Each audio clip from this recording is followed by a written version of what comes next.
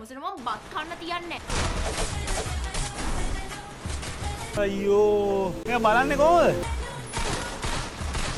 බලා ඉන්නම් කල්ප ගන්න පුන පැටියෝ කොහොමද?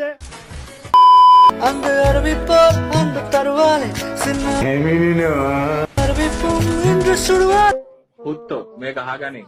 තෝ වගේ පටු අදහස් තියෙන පකයෝ තමයි මැරෙන්න ඕනේ. ඵලෙන් නැත්තම් පුකට දෙකක් ගාලා තෝව එලවනවා මම